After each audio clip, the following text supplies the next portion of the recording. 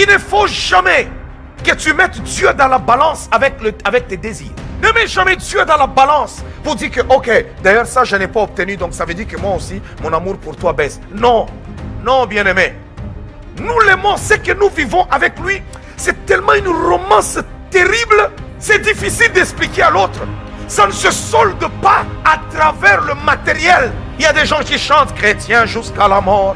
Oh Seigneur, chrétien jusqu'à la mort. Mais lorsque tu n'as pas juste reçu quelque chose, l'argent dans ton compte, tu n'as pas la paix. Même tout le monde à l'église, quand tu entres dans la maison de Dieu, on dirait quelqu'un qui est en train de pleurer. Vraiment, Jésus-Christ est encore mort. Non, il est ressuscité. Voilà pourquoi je suis dans la joie chaque jour de ma vie. Parce que Christ est ressuscité d'entre les morts. Et s'il est ressuscité, il interviendra. Si aujourd'hui les hommes peuvent se moquer de moi, demain, ils seront surpris. Il y a des choses, on attend le temps de Dieu. Attends le temps de Dieu. Sois calme. Attends le temps de Dieu. Dieu montrera au monde qu'il t'aime. Il montrera au monde qu'il te connaît. Il montrera au monde que tu lui appartiens.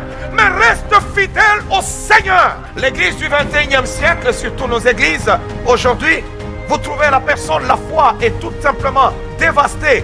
La plupart des gens me posent la question de foi pour me dire, mais homme de Dieu, waouh, vous êtes trop fort. Comment est-ce que, avec tout ce que vous pouvez avoir comme attaque, comme problème, vous êtes toujours là debout?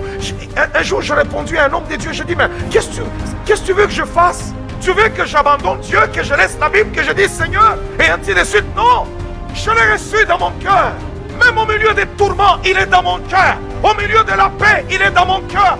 Même au milieu des critiques, il est dans ma vie. Alors il est impossible que je puisse l'abandonner ou me dissocier de lui. C'est là que Jérémie est en train de dire, lorsque je dis que je veux lâcher, je ne veux plus parler de toi, il dit, mes os se consument.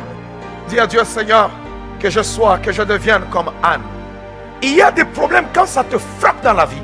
Tu t'assois seul et tu commences à pleurer.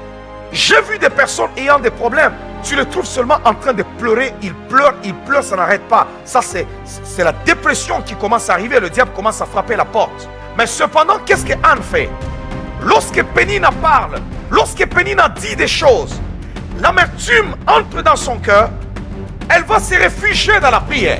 C'est là qu'on comprend que la prière, c'est la seule arme contre la dépression.